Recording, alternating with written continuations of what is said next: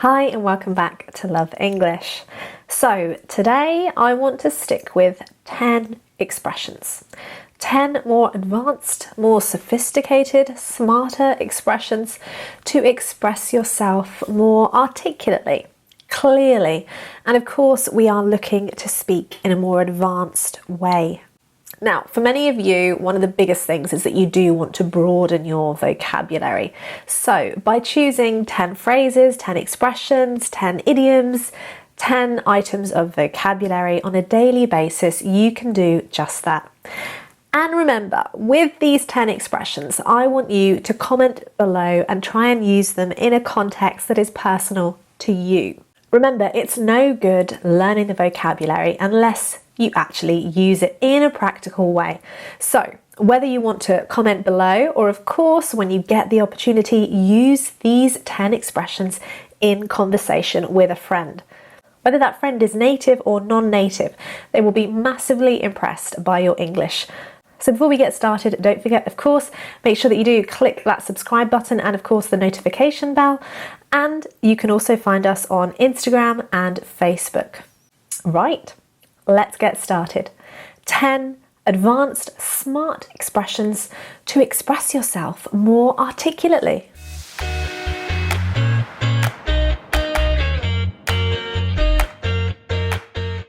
Right, so number 1, an expression that I found myself using a lot more often since we've been in this global pandemic. To err on the side of caution. To err on the side of caution.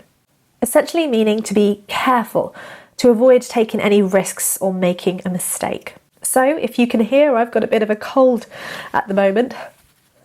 And I'm erring on the side of caution and not visiting my grandmother because I don't want to make her sick. Another example might be, I've invited 30 people to the party, but only 20 have confirmed. So I'm going to err on the side of caution and make sure there's enough food and drink for 25 people. Right, number 2, to give someone the benefit of the doubt. Doubt. Okay, it is a silent B there. To give someone the benefit of the doubt. Simply meaning to believe something good about someone rather than something bad, when you have the possibility of maybe thinking either way. I didn't know whether his story was true or not, but I decided to give him the benefit of the doubt and believe him. Number 3, to take something or someone for granted. To take something or someone for granted. To not really appreciate something or someone because you think it's always or they are always going to be there to provide that service or support. You really shouldn't take your parents for granted. I took for granted that I'd be able to get a job easily, but it wasn't the case. Number 4, it begs the question. It begs the question. Now, this expression, in fact, is often used rather incorrectly. It's used as a way of saying it raises the question, okay? It creates the question, which in fact is not technically accurate. Spending the summer in Spain sounds like a great idea, but it begs the question, how can we actually afford it? You will hear this expression used a lot in this way. It's actually a formal, logical term. That means trying to prove something based on a premise that itself needs to be proved. Whew, a little bit complicated today. However, I would say that as we use, including myself, this expression regularly in replacement of it raises the question, I would say it's absolutely fine to use. Technically not correct, but if we use it regularly, if everyone regularly uses it, then yes, it's correct. It begs the question. To discuss the company's future begs the question, does it actually have one? She's always late for work, which begs the question, does she really want this job? Number 5, an expression that is commonly mispronounced by, yes, even native speakers. For all intents and purposes, or to all intents and purposes, not intensive purposes, okay? For all intents and purposes. Meaning in a practical sense or in a very important respect. Almost completely or virtually. Now, you definitely need an example to help you understand this expression. For all intents and purposes, I've finished the essay. I only need to add the references. For all intents and purposes, Sabra and I might as well be sisters.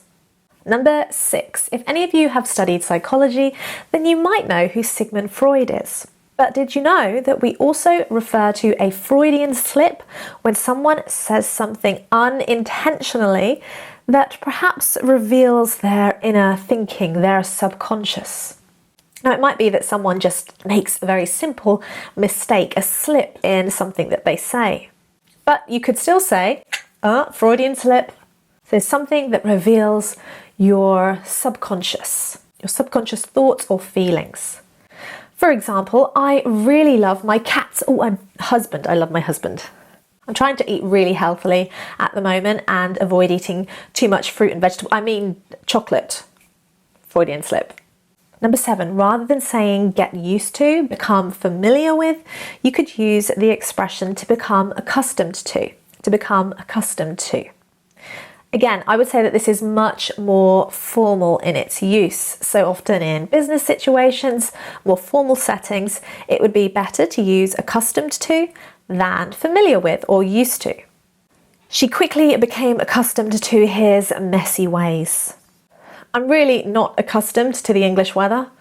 Oh, it's terrible. Now, number 8, we have this expression both in British and American English, but we do use one different word. It's more common to say I'm at the end of my rope in American English, but I'm at the end of my tether, essentially the same thing, in British English. And what this means is that I am about to lose my patience. I have had enough of a situation or someone.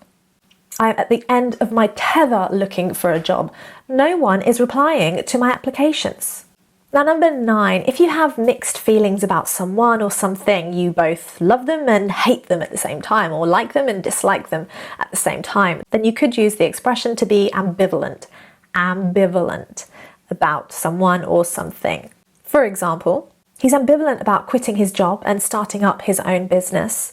He wants the freedom, but he also doesn't want all that responsibility. I'm rather ambivalent about where to spend Christmas this year. I love being at home, but honestly, cooking, what a hassle. And number 10, to insinuate something. To insinuate something. To insinuate something is to suggest in a very indirect way that something unpleasant, not very nice, is true. Are you insinuating that I don't care? What are you trying to insinuate here? That I haven't been working hard enough? So there we have it, 10 expressions in English that you could use in a more advanced conversation. Many of them are certainly more formal in tone and will definitely make a good impression in terms of showing off your English. So comment below, try and use a handful of those expressions. If you want, try and use all of them, but make sure you do personalize them. Personalizing the language that you learn is going to help you remember it much more easily. And of course, feel free to comment below and suggest some lesson topics that we can cover in the future. Thank you so much for watching. Bye.